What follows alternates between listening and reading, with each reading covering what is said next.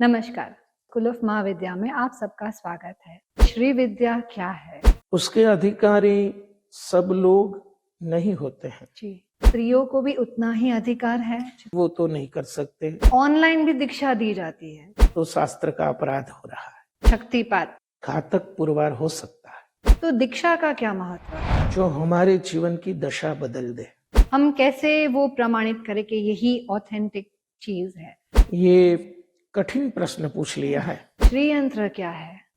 बहुत रहस्यमय पूछ लिया है आपने। श्री विद्या, आत्मविद्या, चंद्र विद्या, नंदी विद्या, अंतर नहीं है। भगवती ने ही उन्हें सिलेक्ट किया है। हाँ, इसमें आगे बढ़ना संभव नहीं है। गुप्त विद्या नहीं है। क्या अंतर है? वो ब्रह्मास्त्र ही है।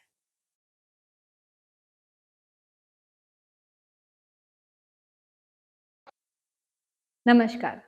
श्री मात्रे नमः। Shri Vaikhari stories, an initiative by the school of Mahavidya में आप सबका स्वागत है।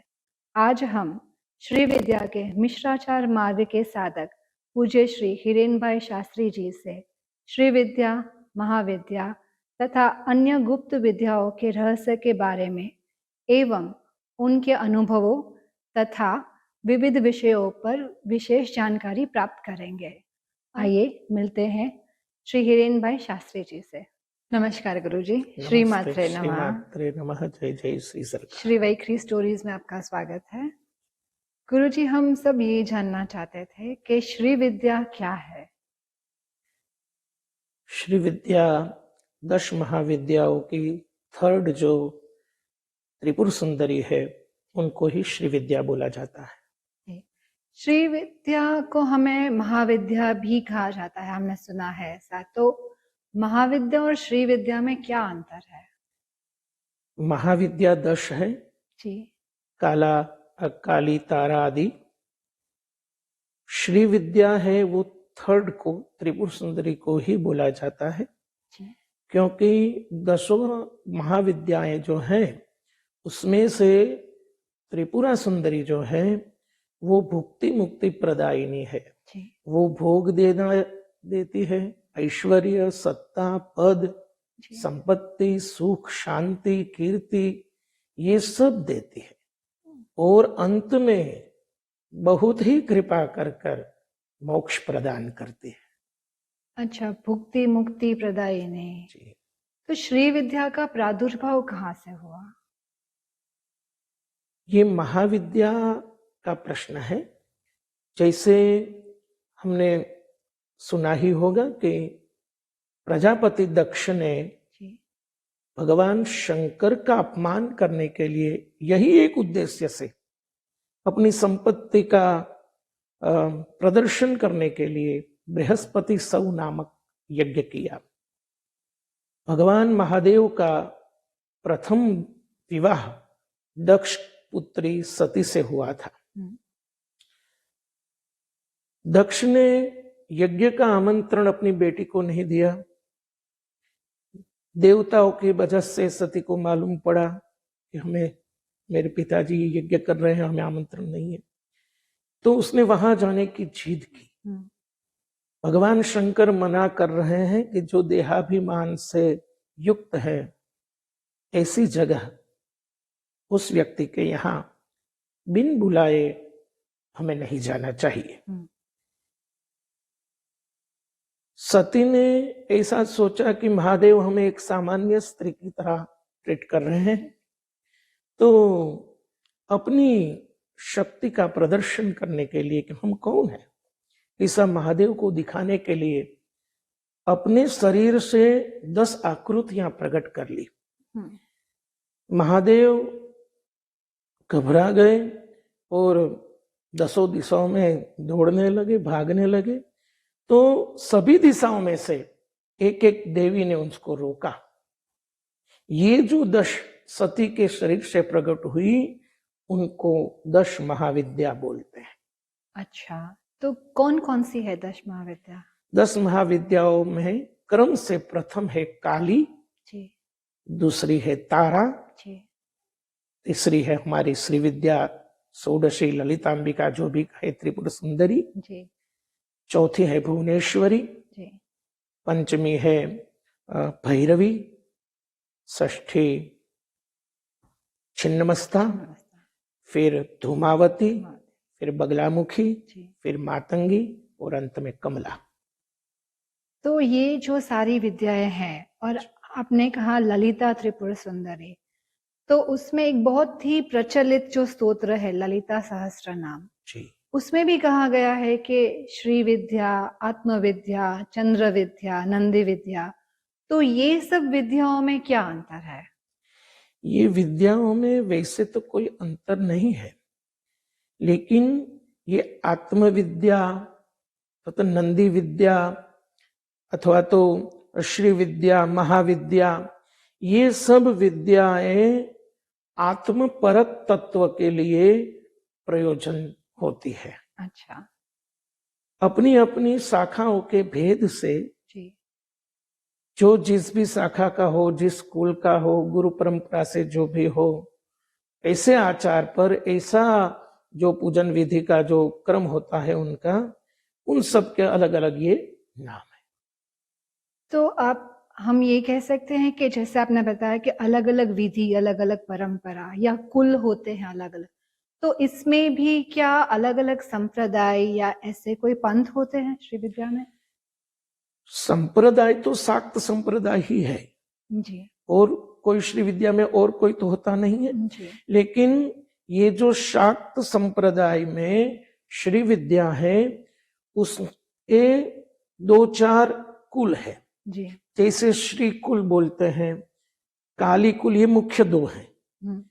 और 2 भी कोई कोई कहते हैं, त्रिपुरा कुल होता है, तारा कुल होता है। जी। ऐसे 4 कुल बहुत प्रचलित है। अच्छा। श्री कुल, श्री कुल, काली कुल, जी, त्रिपुरा कुल जी। और तारा कुल। तो ये मिश्र वर्ण क्या है? मिश्र वो है कि जैसे कुल तो एक ही होता है, लेकिन मिश्र पद्धतियां होती है। जी। जी। जैसे कभी कभी श्री विद्या के जो उपासक होते हैं वो आचार मिश्रित होते हैं। जी। जैसे आचार है, वेदाचार है, इसमें कौलाचार है, इसमें दक्षिणाचार है, वामाचार है। वैसे आचार कभी कभी मिश्रित अपने अपने क्रम परंपराओं में देखा जा सकता है। अच्छा। तो आपने ये गोलाचार के बारे में बताया, तो उसमें ललिता सहस्त्र में नहीं एक श्लोक आता है, कुल कुंडलया कौल मार्ग तत्पर सेविता, तो वो कौल मार्ग और आप जो बता रहे हैं वो एक ही है या ये श्लोक का क्या है? नहीं, वो ये एक ही मार्ग है। एक ही मार्ग है। एक ही वस्तु है। आप जो कर ही रहे हैं और हम जो कह रहे हैं, जी जी वो जी, एक ही है। एक ही मार्ग है। जी। तो इसमें हमें गुरु दीक्षा और एक परंपरा उसमें फॉलो करनी रहती है, तो दीक्षा का क्या महत्व है? दीक्षा का तो साधना में बहुत ही महत्व होता ही है। दीक्षा ये है जो हमारे जीवन की दशा बदल दे। जी। दीक्षा ये है जो जीवन को देखने का हमारा दृष्टिकोण बदल दे। जी। उसको दीक्षा बोलते हैं। जी। दीक्षा के अधिकारी सब लोग नहीं होते। वैसे भी ये श्री विद्या आदि जो है महाविद्याएं, उसके अधिकारी सब लोग नहीं होते हैं। जी। भगवती की कृपा से पूर्व जन्म में जिन्होंने बहुत पुण्य किए हैं, जी। जो इस मार्ग में रहे होंगे और भगवती तक अपने कर्मों से नहीं पहुंच पाए, उनके लिए ये दीक्षादि क्रम होता है। अच्छा। उनको ही दीक्षा प्राप्त होती है जो पूर्व जन्म में दीक्षित हो। अच्छा, तो हम ये कह सकते हैं कि अगर कोई पूर्व जन्म में दीक्षित नहीं है या ये जन्म में श्री विद्या के मार्ग पर चल पड़े हैं, तो क्या हम ये कह सकते हैं कि वो भगवती ने ही उन्हें सिलेक्ट किया है? हाँ, भगवती ने ही सिलेक्ट किया होगा। और श्री विद्या के मार्ग पर चल पड़ा है कोई भी रीति से, तो मानो वो पूर्व जन्म का दीक्षित ही होगा। दीक्षित ही होगा, पर ये जन्म में अभी गुरु नहीं प्राप्त हुए हैं। तो ऐसा हो सकता है कि आगे चल के उन्हें कोई गुरु की प्राप्ति हो। हाँ, वो भगवती तो कृपा करती ही है, अपने अच्छा। भक्तों पर कृपा करके गुरु से उसका मिलन करा ही देती है। तो अभी आपने बताया कि इसमें अलग अलग मार्ग होते हैं, जैसे श्री कुल कहा, काली कुल कहा। तो हम अगर इस जन्म में श्री विद्या की साधना कर रहे हैं और हमें मार्ग नहीं पता कि हम किस मार्ग से बिलोंग करते हैं, तो हमें वो कैसे पता चलेगा? जिसे गुरु दीक्षा बिना तो इसमें आगे बढ़ना संभव नहीं है। जी जी। तो जब भी गुरु प्राप्त हो जाएंगे जी। तो कुल का भी पता चल जाएगा, आचार का भी पता चल जाएगा। पर हमें ये कैसे पता चले कि यही गुरु हमारे लिए श्रेष्ठ है या हम उनके लिए श्रेष्ठ है? ये कठिन प्रश्न पूछ लिया है, लेकिन इसका सरल उत्तर ये है, जी जैसे हमारी परंपरा में ये है जी। कि जब भी भगवती आज्ञा करे तो उस व्यक्ति को ढूंढने जाने पड़ता है दीक्षा के लिए। गुरु को स्वयं गुरु ढूंढने को जाना स्वयं पड़ता है? ढूंढने जाना पड़ता है अच्छा। कि ये मेरा साधक को आप दीक्षा दीजिए ऐसा। यदि नहीं संभव है, ये बात नहीं है जी। और किसी को दीक्षा प्राप्त करनी है हमारी परंपरा में, तो पहले हमारी परंपरा के जो भी गुरुदेव होंगे उसके पास पहुंचेगा जी। उनके पास निवेदन करेगा दीक्षा के लिए। जी। तो गुरु पहले उनको एक मंत्र देगा जो दीक्षा वाला नहीं है। अच्छा। वो मंत्र करते करते करते जैसी आज्ञा होगी वैसे गुरु की आज्ञा से मंत्र करेंगे, तो शिष्य मंत्र करेगा और गुरु को स्वप्न होगा। अच्छा। और जब स्वप्न में आज्ञा होगी तब शिष्य की दीक्षा होगी। शिष्य को मंत्र करना है, गुरु को स्वप्न आना चाहिए, तो उनकी दीक्षा हो सकती है। और अगर सपना ना आया तो और जारी रखना है। जारी रखना है। और अगर उस दौरान उनका देह त्याग हो गया, ऐसा कुछ हुआ तो वो पुनर्जन्म में वो यात्रा उनकी कंटिन्यू रहेगी। तो क्या श्री विद्या साधना में स्त्रियों को भी उतना ही अधिकार है जितना? हाँ, स्त्रियों को तो है ही अधिकार, उसमें नहीं है ऐसा तो है ही नहीं, लोपामुद्रा प्रमाण है। जी। तो लोपामुद्रा जी, उनके बारे में क्या विशेष, वो कौन थे? अगस्त्य ऋषि की पत्नी थी लोपामुद्रा जी। जी। तो अगस्त्य मुनि ने लोपामुद्रा जी से दीक्षा ली थी? नहीं, अगस्त्य जी ने हयग्रीव महाराज से दीक्षा ली। हयग्रीव जी से दीक्षा ली थी। तो आपने अभी कहा कि दीक्षा गुरु अपने स्वप्न में आए तभी प्रदान करते हैं, या फिर शिष्य जब जाके उन्हें विनती करते हैं तब वो दीक्षा देते हैं। अगर हम ये कहे कि अभी आप ऑनलाइन में और बहुत सारी चीजें मल्टीपल सोशल मीडिया में भी चल रही है, तो उसमें तो ऑनलाइन भी दीक्षा दी जाती है, तो वो क्या अंतर है और हम कैसे वो प्रमाणित करें कि यही ऑथेंटिक चीज है? देखिए, हम तो ऑनलाइन दीक्षा में विश्वास ही नहीं करते जी। और इनको प्रमाणित भी नहीं मानते, वो शास्त्रीय भी नहीं है जी। जैसे दीक्षा का जो मंत्र है वो 4 कानों तक ही रहना चाहिए, गुरु शिष्य के बीच ही जी। एक गुरु के अनेक शिष्य होने पर भी सबको एक ही मंत्र दीक्षा में दिया जाएगा, ये तय नहीं है। अच्छा। वो अपनी अपनी योग्यता के अनुसार गुरु उनको दीक्षा मंत्र की देते हैं जी। तो ऑनलाइन की तो बात ही कहाँ रही जी। तीसरे व्यक्ति को भी नहीं मालूम पड़ना चाहिए कि कौन सा मंत्र आपको गुरु ने दिया है जी। कौन से मार्ग पे, कौन से कर्म पद्धति पर आप चल रहे हो, वो तीसरे को भी मालूम नहीं पड़ना चाहिए, तो ऑनलाइन की तो बात ही कहाँ रही। तो जैसे अभी हम सोशल मीडिया पे अलग प्लेटफॉर्म पे सुनते हैं कि बाला मंत्र हो गया या त्रयाक्षरी मंत्र हो गया, ऐसे अलग अलग मंत्र दिए जाते हैं, तो मतलब आपके अनुसार वो सारे मंत्र सबके लिए एप्लीकेबल नहीं है? जी, गुरु उनकी ओरा ऊर्जा, उनकी वो काबिलियत देख के फिर वो तय होता है कि इन्हें कौन सा मंत्र जी। दिया जाएगा। ये बात भी बहुत अच्छी पूछ ली आपने।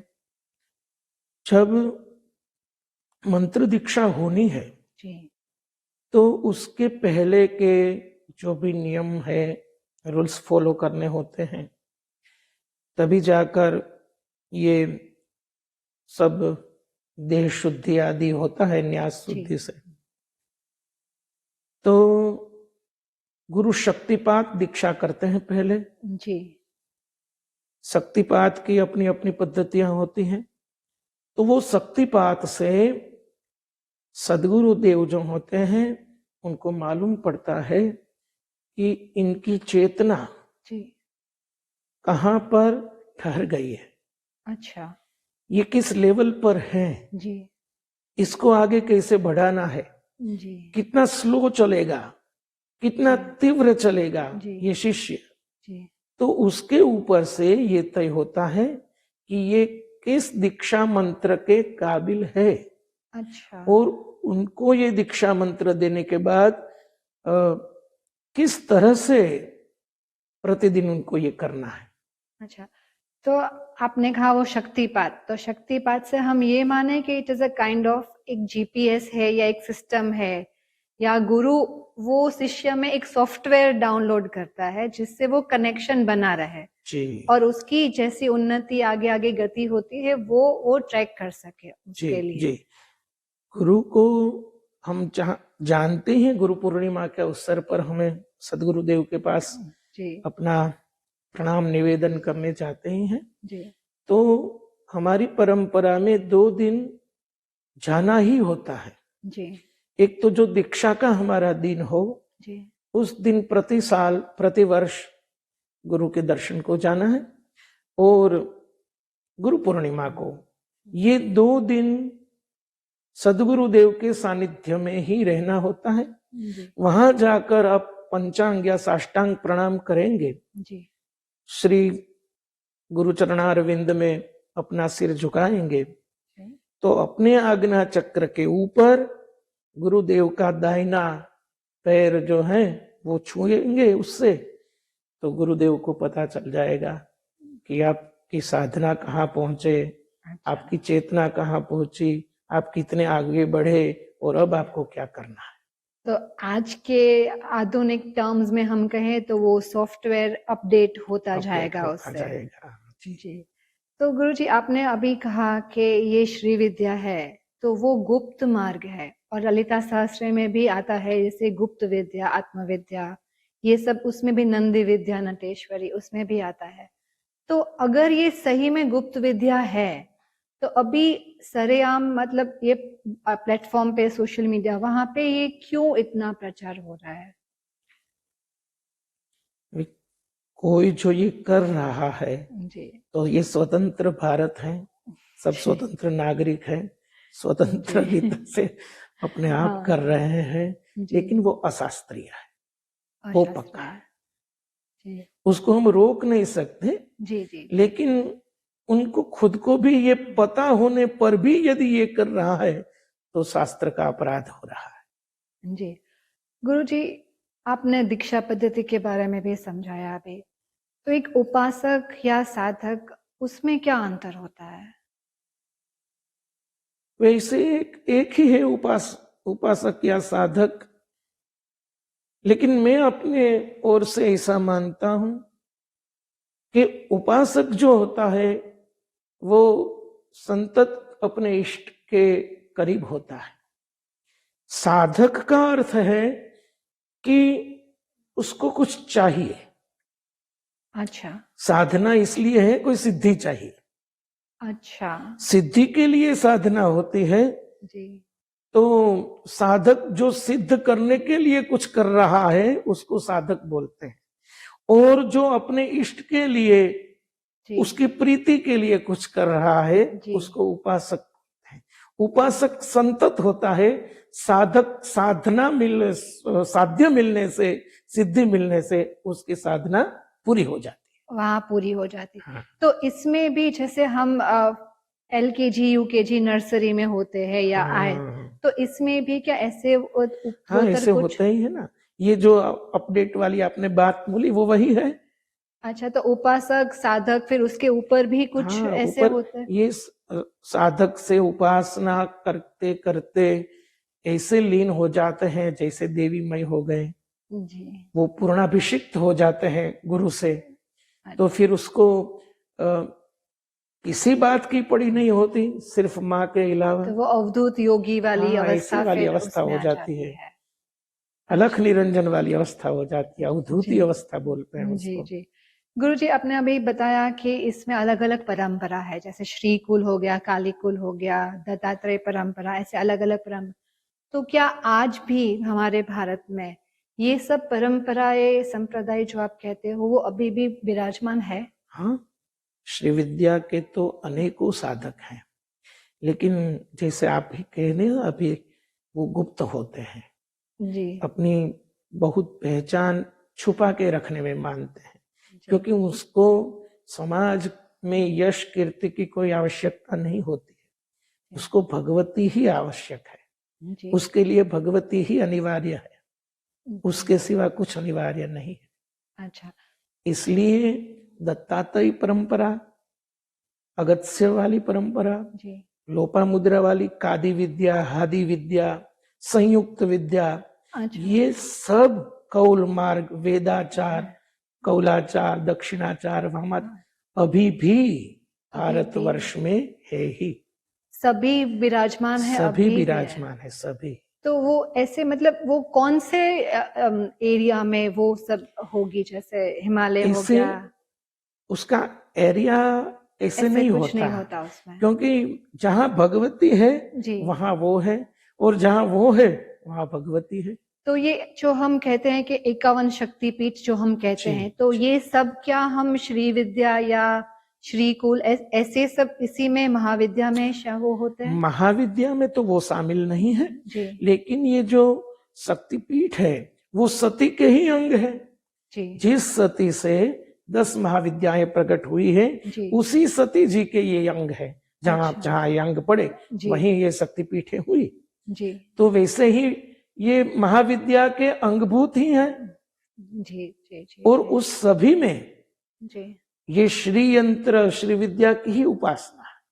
तो गुरु जी, श्री यंत्र क्या है? श्री यंत्र तो आजकल की भाषा में कहें तो ज्योमेट्रिकल है, कुछ ऐसा सब बोलते हैं। Secret geometry? ऐसा बोलते हैं, लेकिन वे वैसा नहीं है। जी। वैसा तो है ही, जी। लेकिन ये श्री चक्रम शिवयोर वपुः, वो शिव शक्ति का एक निवास स्थान। अद्भुत दोनों का जी। आकार है, वो ऐसा बोलो। अच्छा। वो दोनों ही है, उसका ही शरीर है वो। जी। जी। जी। तो उसमें जैसे हम कहते हैं कि कामेश्वर कामेश्वरी एक साथ विराजमान है, हाँ जी, हाँ जी। और श्री चक्र को हमने सुना है वो चिंतामणि गृह भी कहा जाता है, तो वो क्या है चिंतामणि गृह? चिंतामणि का जो है, जी। आपने पारसमणि के बारे में तो सुना होगा। जी। जी। जी। कि वो लोहे को सोना कर देता है। जी। तो चिंतामणि वो है जो हम मन में चिंतित करेंगे, जो इच्छा करेंगे, उसका पूर्ति करने वाला जो गृह है, वो चिंतामणि गृह श्री यंत्र है। अच्छा, तो श्री यंत्र को आज के जैसे प्रचलित टाइम में ज्यादातर लक्ष्मी यंत्र के नाम से ज्यादा वो प्रचलित सेवा में होता है, तो मतलब श्री यंत्र और लक्ष्मी यंत्र दोनों सेम है या कुछ अलग है उसमें? जैसे लक्ष्मी यंत्र तो यह है ही नहीं। अच्छा। लोग बहुत बोलते हैं, और सोशल मीडिया पर भी हमने कभी कभी देखा है ये बहुत ज्यादा, कि लोग इसको लक्ष्मी का आकार मानते हैं, लक्ष्मी का निवास स्थान मानते हैं। जी। लेकिन जो श्री विद्या के दीक्षित हैं और श्री विद्या के बारे में थोड़ा सा भी उनको पता है, वो जानते हैं कि लक्ष्मी जी ने भगवती श्री विद्या त्रिपुर सुंदरी की इतनी साधना की, इतनी साधना की कि वो खुद त्रिपुर सुंदरी रूप हो गई।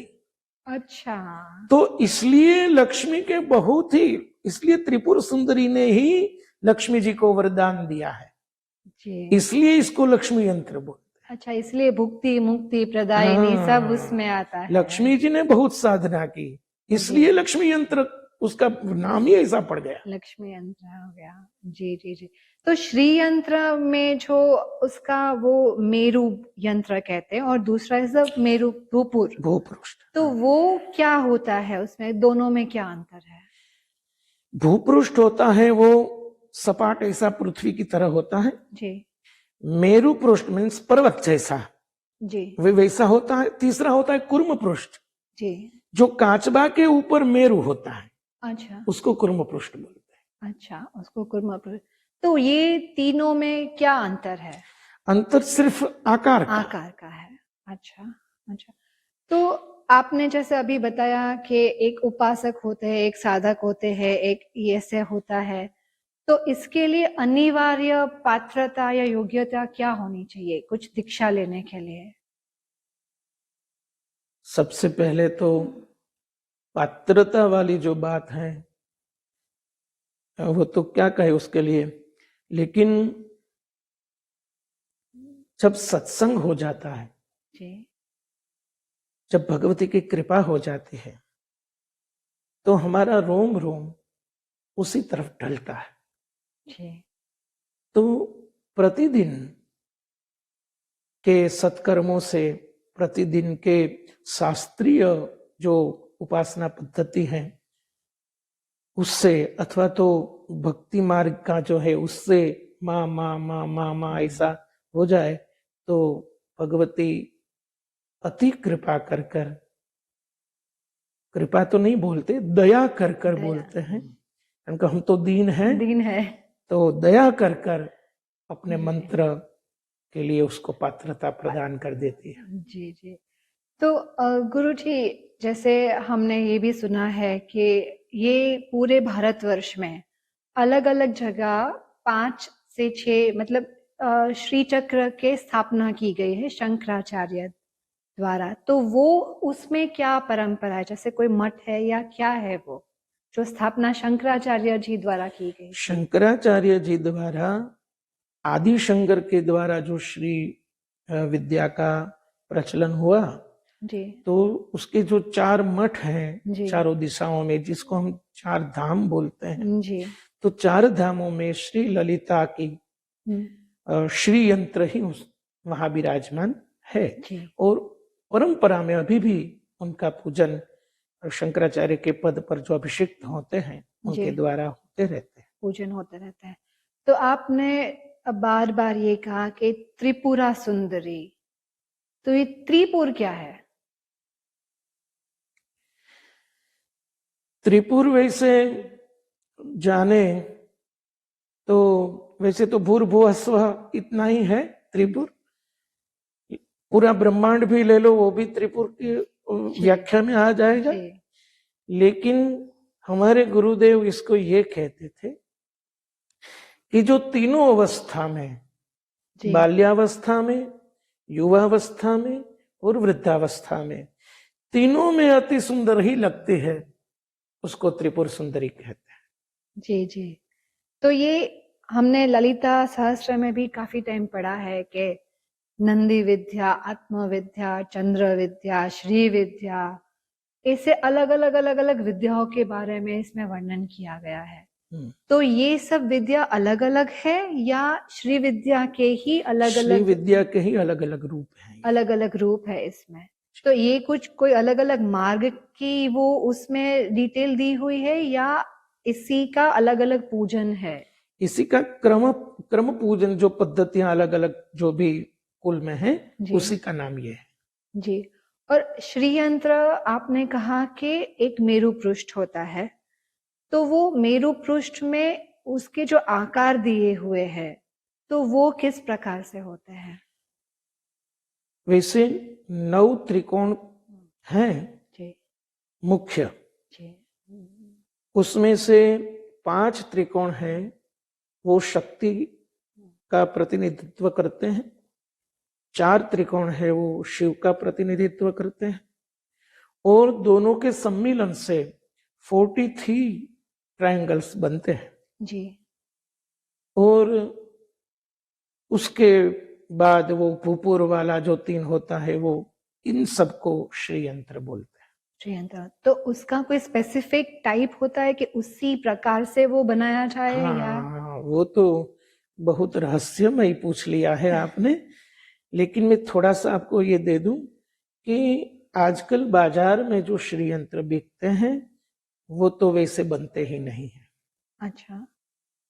श्री यंत्र बनाने की एक रीति है, और जैसे भूपृष्ठ बनाना है तो उसकी रेखा जी। जो भी है, ट्रायंगल जो भी है, वो किस नक्षत्र में बने, जी। वो भी बहुत विचारणीय है। और जैसे मेरु पृष्ठ आदि है, कुर्म पृष्ठ है, तो उनके जो ट्रायंगल है, वो जो अष्टदल या षोडश दल पद्म है, तो उसकी सब जो पंखुड़ियां है वो किस नक्षत्र में बनाई जाए, वैसे नक्षत्र में दीक्षा जो भी उनका देव है जी। जैसे एक त्रिकोण में जो भी उसकी कला है, नित्या है, उनके पाठ, उनके जप आदि करते करते यदि उसको खड़ा जाए तो क्या कहने। तो वो तो तो गुरुजी, मंत्रमयी श्री यंत्र हो गया। तो वो तो एक एक वो पार्ट जोड़ने में, इकट्ठा करने में तो सालों लग जाएंगे ऐसे वो करते करते। हाँ, सालों तो नहीं लगेंगे लेकिन महीने लग जाएंगे। अच्छा, तो जैसे अभी बाजार में मिलते हैं, अलग अलग प्रकार के श्री यंत्र मिलते हैं, जैसे कोई कांच का हो गया, जैसे कोई पंच धातु का हो गया, वो फ्लैट वाला भी उसमें आप जैसे कहा वो आता है। तो अगर घर में हमारे पास दीक्षा नहीं है कुछ भी, पर लोग कहते हैं कि घर में श्री यंत्र रखो, तो कौन सा श्री यंत्र सबसे बेस्ट होता है रखने के लिए? बेस्ट श्री यंत्र वही है जो प्राण प्रतिष्ठा करके जी। रखा जाए और नित्य उनका पूजन हो। जी। नित्य यदि दीक्षा आदि नहीं है तो श्री महालक्ष्मी नमः ऐसा कहकर भी जी। उनका पूजन हो। जी। त्रिपुर सुंदरी नमः ऐसा करके भी पूजन हो। जी। श्री मात्रे नमः ऐसा करके भी पूजन, जी। कुछ भी करके प्रतिष्ठित होना चाहिए, वो मुख्य बाबत है। तो वो चलित प्रतिष्ठा हो जाएगी। हाँ, चलित प्रतिष्ठा हो जाए। प्रतिष्ठा किए बिना का श्री यंत्र जी कोई काम का ही नहीं। तो कोई भी प्रतिष्ठा खुद से कर सकते हैं या ब्राह्मणों द्वारा ही वो की तो जा ब्राह्मणों का कर्म है, तो जी, ब्राह्मणों के द्वारा ही द्वारा हो ही। सकेगी। जी जी जी। गुरु जी, हमने बाला त्रिपुर सुंदरी के बारे में सुना है, तो बाला त्रिपुर सुंदरी कौन है? बाला त्रिपुर सुंदरी भगवती ललितांबिका महात्रिपुर सुंदरी की बेटी है। जैसे वो महाविद्या ही है, श्री विद्या भी बोलते हैं उनको। और श्री विद्या की शुरुआत, प्रारंभ ही बाला से होता है। अच्छा, तो बाला में मतलब उसमें क्या उपासना पद्धति होती, उसमें क्या? उसमें जैसे ये होता है, पहले गुरु दीक्षा होती है, जी। शक्तिपात होता है, गुरु दीक्षा होती है, उसके बाद गुरु द्वारा श्री बाला का मंत्र दिया जाता है और उसकी साधना की जाती है। जी, तो गुरु जी, इसमें जैसे हमने सुना है अलग अलग वो पद्धति में से, जैसे बाला हो गया, फिर षोडशी हो गया, पंचदशी हो गया, महागणेश की पूजा भी हमने सुनी है, तो वो क्या होता है? वो पहले होता है या बाला से शुरू होता है? पहले तो महागणेश ही होता है जी। उसका तर्पणादि का जो क्रम है वो होता है, फिर बाला का होता है जी। और फिर आगे बढ़कर शांभवी आदि षोडशी तक पहुंचता। अच्छा, तो उसमें कुछ क्रम होगा कि ये है इतना साल तक या इतने संख्या में जाप है या ऐसे कुछ? संख्या में तो जप होते ही है जी, लेकिन सबसे बड़ी बात शिष्य जो है वो कहाँ तक पहुंचा है, इससे वही बड़ी बात होती है। कभी कभार ऐसा भी होता है कि गुरु संख्या हो जाने के बाद भी उनको यही आज्ञा करे कि अभी तुम यही करो। और जिन्होंने दीक्षा नहीं ली है या इसमें अभी जैसे हम बोले कि बिगिनर्स है, तो वे घर में ऐसा क्या कर सकते हैं जिनसे उनको कोई दिक्कत भी ना हो और वो सुखद रूप से अपनी ये यात्रा श्री विद्या की चालू रख सके, वो क्या कर सकते हैं वे? सभी मातृशक्ति जो है जी वो वैसे श्री विद्या का अंश ही है। जी तो अपने जो कुल देवता होते हैं, कुल देवी होती हैं, उनका निरंतर जप करे, जी उनसे अरज करे, प्रार्थना करे जी कि हमें श्री विद्या से के मार्ग पर ले जाए और उससे दीक्षित करे। अच्छा, तो इसमें जैसे हमने सुना है कि सात्विक परंपरा भी होती है और तंत्रोक्त भी होती है श्री विद्या में, तो ये दोनों में क्या अंतर है? ये दोनों में ये अंतर है कुलाचार का। अच्छा जैसे हमने पहले बात कर ली, जी तो जो वामाचार है और दक्षिणाचार है वो ये अंतर है। अच्छा वैसे तंत्र तो है ही, जी लेकिन एक सात्विक तंत्र है, जी। एक थोड़ा राजस जैसा। अच्छा, मतलब दोनों ही तंत्र ही है, तो पर तंत्र एक तो है तंत्र जो ही है। गृहस्थ लोग कर सकते हैं हाँ और एक है जो प्रॉपर सन्यासी या गुरु दीक्षित है वो जी लोग कर जी जी सकते हैं। जी। अच्छा, तो गुरु जी, आपने कहा कि ये माघ नवरात्रि है, तो जैसे हम वो चैत्र नवरात्रि होती है या शारदीय नवरात्रि होती है, उसमें जैसे माँ के रूप बढ़ते हैं, पहले वो छोटा होता है या क्रोध वाला होता है, फिर धीरे धीरे धीरे एंड ऑफ द नवरात्रि वो थोड़ा सौम्य हो जाता है ऐसे, तो इसमें भी ये नवरात्रि में भी वही नवरात्रि में क्रम तो वही रहेगा, 9 दिन में क्रम तो वही रहेगा, पर ये नवरात्रि है जो माँ को अति प्रिय है, हाँ। जो त्रिपुरा माँ सुंदरी को को प्रिय है। सब प्रिय ही होते हैं, जी लेकिन गुप्त नवरात्रि में जो गुप्त साधनाएं होती हैं, जी हमारे गुरुदेव गुप्त नवरात्रि के प्रति ये कहा करते थे कि गुप्त नवरात्र अपने जो गुप्त विकार है जी। उनको मिटाने की कोशिश है। अच्छा जो हमें नहीं लगता कि हमारा क्रोध है, लेकिन क्रोध होता है। हमें जी नहीं लगता हम लोभी है, लेकिन लोभ होता है। जी ये जो विकार सूक्ष्मतम भी है, जी जो हमारी अध्यात्म उन्नति को अवरोध करते हैं, उनको मिटाने की क्रिया ये गुप्त नवरात्र में होती है। अच्छा, इसीलिए इसको भी गुप्त विद्या कहा जी, गया है। गुप्त नवरात्र कहा गया। अच्छा, तो मतलब सारी महाविद्या गुप्त विद्या ही कही जाती है।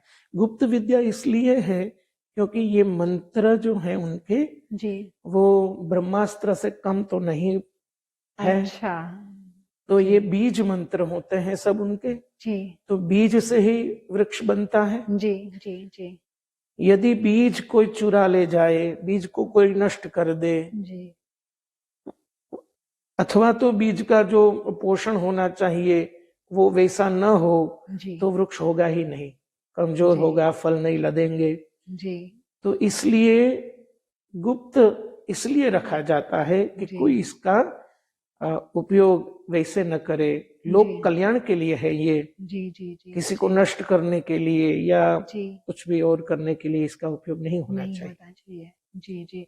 तो गुरु जी, इसमें एक और भी था कि जैसे आपने कहा बीज मंत्र है, तो बीज मंत्र में हर एक देवी के जैसे महाविद्या है, तो हर एक महाविद्या के अलग अलग बीज मंत्र होंगे। जी। तो ललिता सहस्त्र में भी यही कहा गया है कि वो वाग देवियों ने बनाया है, तो वाग देवियां कौन थी?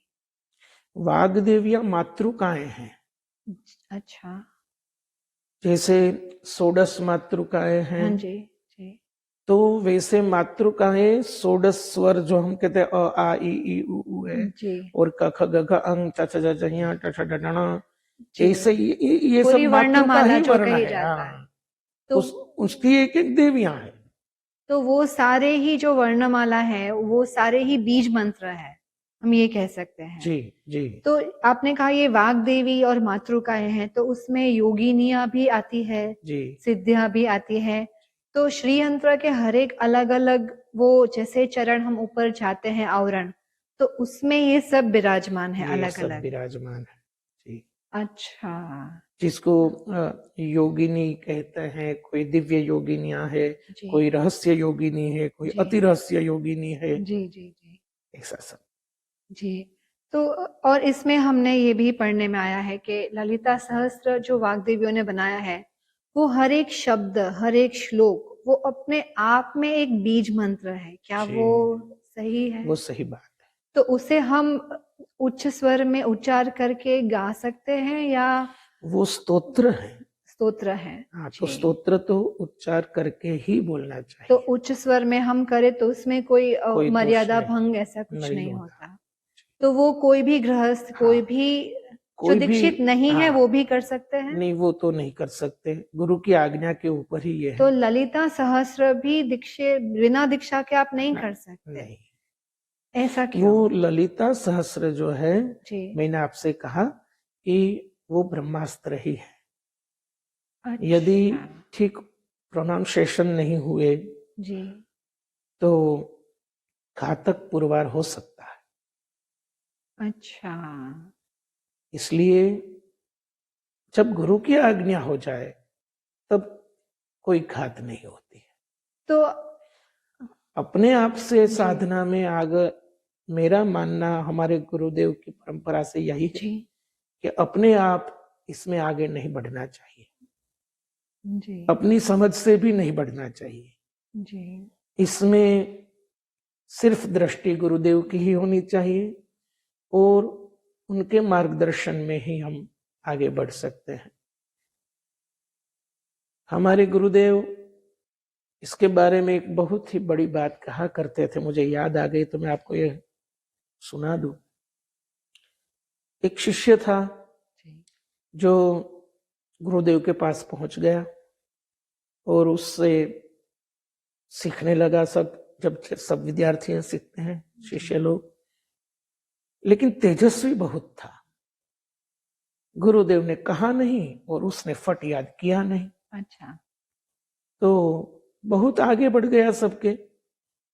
फिर गुरुदेव को कहना कि मुझे आगे सिखाइए। गुरुदेव का अभी संभल जाओ, अभी देर है, बाद में सिखाऊंगा। तो ऐसा थोड़े दिन चला तो उसको यह कि गुरुदेव मुझे सिखाना नहीं चाहते। तो गुरुदेव के कमरे में से जो जिस ग्रंथ से गुरुदेव सिखा रहे थे उस ग्रंथ को चोरी कर लिया और फिर उस ग्रंथ में से पढ़ते पढ़ते आगे आगे सब विधा करने लगा।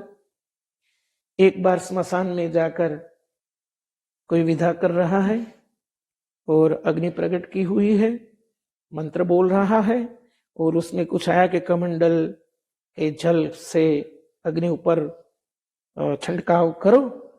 तो ऐसे दे मारा अग्नि के ऊपर, तो अग्नि में से सुअर निकल पड़ा, बड़ा वाला, और इसको खाने दौड़ा शिष्य को और शिष्य भागा। गुरुदेव बचाओ, गुरुदेव बचाओ। उस जंगल में गुरुदेव कहाँ है? तो फिर भागा भागा भागा, फिर सुअर उसके पीछे, उसमें से एक बाघ आ गया। अच्छा। और सुअर और बाघ की लड़ाई हो गई जी। और बाघ ने सुअर को मार डाला जी। और वो तो फिर ये देख कर ही चला गया। सीधा जाकर गुरुदेव के चरणों में साष्टांग उर्सा से दृष्टिया करके महाराज बचा लीजिए कि क्या हुआ। तो ये शिष्य बोलता है कि जंगल में गया था, मैंने एक पाप कर दिया, आपकी ये पुस्तक ग्रंथ ले लिया और उसमें से देखकर आगे आगे में करता गया। फिर अग्नि चालू की, फिर गुरुदेव कहते हैं कमंडल में से जल लिया तूने, फिर उस जल को अग्नि में डाला, उसमें से सुअर निकला और तुम्हारे पीछे पड़ा और फिर एक बाघ आया और सुअर को खा गया। तो शिष्य का आपको ये कैसे मालूम? तो गुरुदेव कहते हैं वो बाघ मैं था बेटा। मतलब गुरुदेव ही बाघ के रूप में आके उनको बचाया।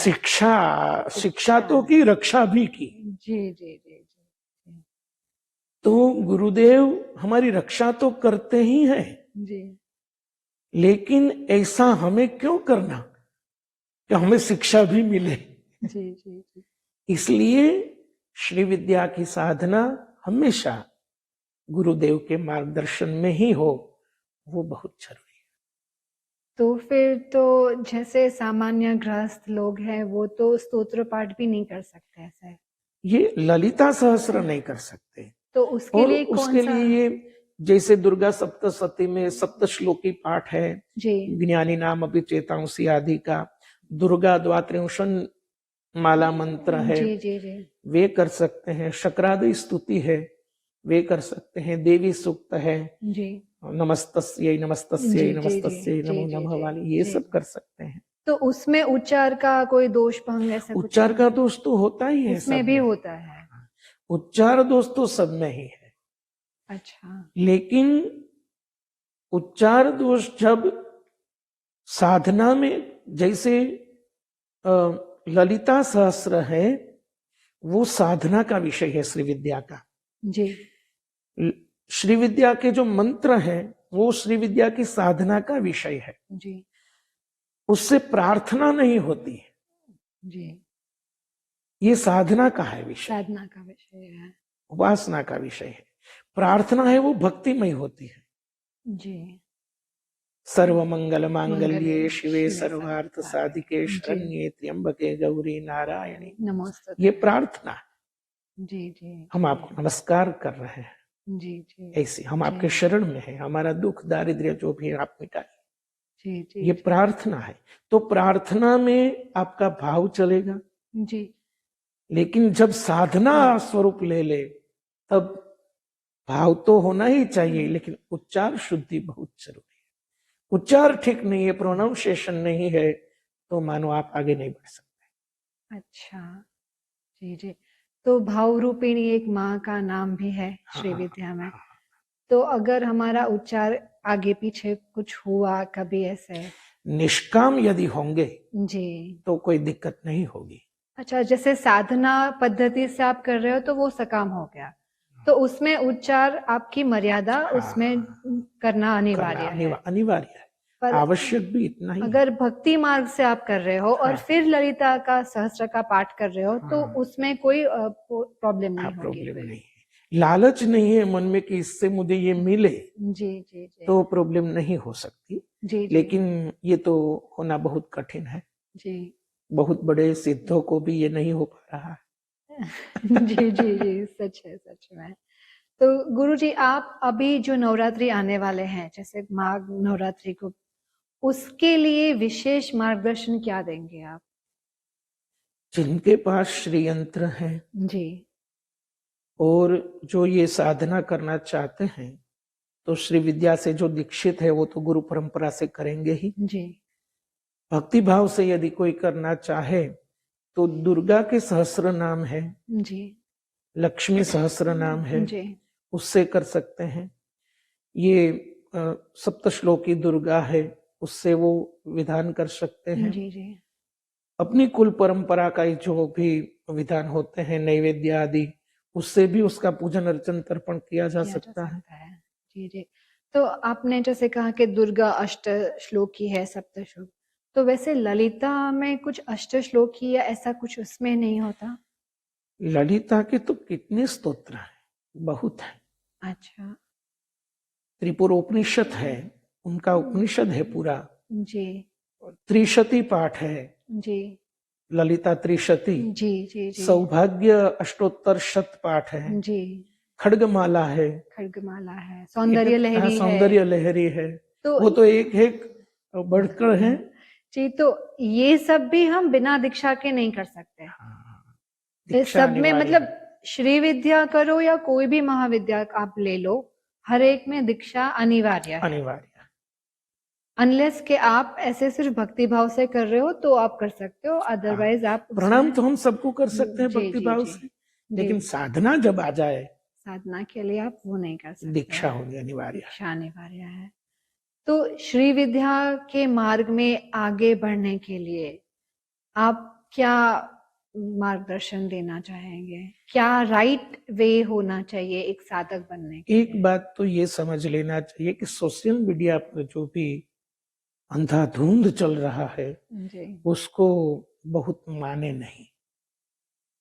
ऑथेंटिक जो भी है, जी भगवती आप पर कृपा करेगी और आप ऑथेंटिक व्यक्ति के पास पहुंच जाएंगे। जी और जब कृपा हो ही रही है तो ठीक तरह से मंत्र भी हो जाएगा, शक्तिपात भी हो जाएगा, कैसे आगे बढ़ोगे वो सब मार्गदर्शन भगवती ही गुरु रूप लेकर जी आपको दिलवा देगी। गुरुमंडल रूपिणी। हाँ, गुरुमंडल रूपिणी है वो। जी जी इनका तत्व यह है ना, कोई जान नहीं सकता है। जी जी जी देवी अथर्वशीर्ष पाठ है एक, उसमें लिखा है कि ब्रह्मादि देवताओं जिस तत्व को जान नहीं पाते वो ये है त्रिपुर सुंदरी। त्रिपुर सुंदरी, अग्नेया मीन्स देवी तत्व। देवी तत्व। हाँ। जी जी जिसका लक्ष्य तुम लक्षित नहीं कर सकते जी वो देवी है। जी जी जी आपने ये अभी सहस्र नाम वाली बात कही थी, तो आपने एक नाम उसमें सुना होगा, सर्वानुलंघ्य शासनाय नमः। जी। तो ये सर्वानुलंघ्य शासना है। जी। वो ब्रह्मा का शासन, नहीं रुद्र है। का शासन, विष्णु का शासन, अपने शासन तक को भी ठुकरा कर जी भक्तों के सामने प्रकट हो जाती है। ये वो है। जी जी। तो आपने, हम जब श्री विद्या माँ ललिता माँ की जो आइकनोग्राफी देखते हैं, उसमें नीचे ब्रह्मा जी है, शिव जी हैं, और एक श्लोक भी आता है, पंच प्रेता सदासीना। हाँ, तो उसका क्या मतलब होता है, क्या है वो? ये पंचदेव हैं वैसे तो, जी और उनके कार्य उनको सौंपे गए हैं। जी जैसे ब्रह्मा को सृष्टि का सर्जन करना, जी रुद्र को ऐसा संहार करना आदि, जी वो अपने अपने कार्य से भगवती की लीला से जी। जब वो अपने अपने कार्य से च्युत हो जाते हैं, तब उनकी संज्ञा प्रेत होती है। अच्छा। इसलिए वो प्रेत पंच प्रेतासना है। मतलब एक कार्य आप जब परिपूर्ण करते हो, उसके बाद का जो स्टेज आता है, तब का वो स्टेज है पंच नहीं प्रेता। नहीं नहीं, आप समझे। जी ब्रह्मा जी का कार्य है सृष्टि का सर्जन करना। जी जी जी ठीक है। जी भगवती ने लीला कर दी, जी। सृष्टि का सर्जन कर ही नहीं पा रहे हो, अपने आप अपने कर्म से च्युत हो गए, तब ब्रह्मा प्रेत है। अच्छा, समझ गए, समझ। विष्णु अपना कार्य कर रहे हैं, जब अपना कार्य करने से च्युत हो जाते हैं, अपना कार्य ठीक तरह से कर नहीं पाते हैं, तब जी। उसको प्रेत बोलते हैं। तो ऐसी लीला क्यों की माना है? क्यों वो पंच प्रेता सदासीना, वो क्यों? वो इसलिए है कि वो सर्वशक्तिमान है। अच्छा, मतलब एक वो ऑथोरिटी कुछ है। भी कर सकती है। जी क्योंकि हम जो राम कृष्ण आदि जो दशावतार हैं, जिनका हम बहुत बड़े पुराण पढ़ रहे हैं, श्रीमद् भागवत पुराण पढ़ रहे हैं, रामचरितमानस पढ़ रहे हैं, जी वाल्मीकि रामायण पढ़ रहे हैं, आदि सब पढ़ रहे हैं, जी। ये भगवती के नख में है। करांगुली नखोत्पन्ना नारायण दशाकृति। जी जी। तो ये वो है। जी जी, समझ। इनके सामने उनकी लीलाएं कुछ नहीं करती। तो हमने जब आपने बताया कि नीचे शंकर भगवान भी बैठे हैं, ब्रह्मा जी है, इंद्र है, सब आसन में, उसके ऊपर भगवती विराजमान है। जी तो वो सदाशिव जो है, और जो शंकर जी के नाभि से उसके ऊपर जो विराजमान है, जी, वो और सदा, उसमें क्या अंतर है? वो शिव जो है और नीचे आसन में शिव, वो दोनों में क्या अंतर है? नीचे जो है वो सदाशिव है, जी उनके ऊपर जो बैठी है जी वो कामेश्वरी, कामेश्वर से युक्त है।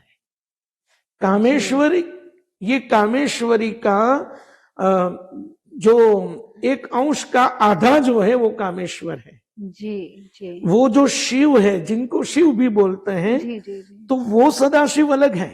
ये शिव शक्ति से युक्त है, वो शक्ति से युक्त नहीं। जो आसन के नीचे है वो शक्ति से युक्त नहीं है।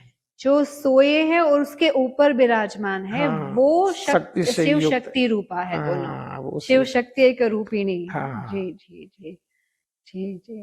गुरु जी, आप से बात करके आज हमें बहुत आनंद हुआ। आशा करती हूँ कि हमारे दर्शकों को भी ये जो मार्गदर्शन मिला है गुप्त नवरात्रि का, या श्री विद्या के बारे में जो भी विशेष जानकारी मिली है, उससे कुछ ना कुछ लाभ जरूर हुआ होगा। तो इसके लिए हम आपसे बस एक ही गुजारिश करते हैं कि हमें थोड़ा ऐसा मार्गदर्शन दे कि जो दीक्षित नहीं है या दीक्षित है या कुछ भी है, तो ऐसे क्या नियमों का पालन करें जिससे वो बैलेंस एक अच्छे से बना के रख सके? जैसी श्री विद्या है ना, जी वो श्री चक्र में समाहित है। जी जी कुछ नहीं कर पाए यदि जी सच्चे श्री यंत्र का यदि दर्शन भी कर लिया जी तो शतक्रतुन 100 यज्ञों जैसा उसको फल है। अच्छा सच्चे श्री यंत्र का दर्शन, प्रतिष्ठित जो श्री यंत्र है जी उनके दर्शन यदि होंगे, जी ये माघ नवरात्रि में भी हो गए, यदि जी भगवती ने बुला लिया कहीं भी और जी वहां दर्शन हो गए जी तो भी आपको 100 महायज्ञों का पुण्य प्राप्त है। अच्छा दर्शन भी इतने हैं जी तो आराधना तो कितनी हो। जी बिल्कुल तो हम आपके सभी दर्शकों से ये भी गुजारिश करेंगे जी कि यहाँ गुजरात में जी राजकोट शहर के पास जी रतनपर गांव है, जी वहां हमारा श्री विद्या कल्याण धाम है, जी जहां वैदिक गुरुकुल है। जी और क्या कहे, श्री यंत्र भगवती की कृपा से यहाँ एक भव्य और दिव्य श्री यंत्र विराजित है। जी उनके आसपास 10 महाविद्याओं के भी यंत्र हैं। जी जब भी आपको भगवती बुलाए आप दर्शन करने पधारिए जी और आपका भाग्य चमकेगा चमकेगा जी चमकेगा और श्री विद्या का रोड जी आपके लिए तैयार हो जाएगा। जी खूब धन्यवाद गुरु जी आपका मार्गदर्शन जय के जय लिए। श्री सतगुरु। श्री मात्रे नमः।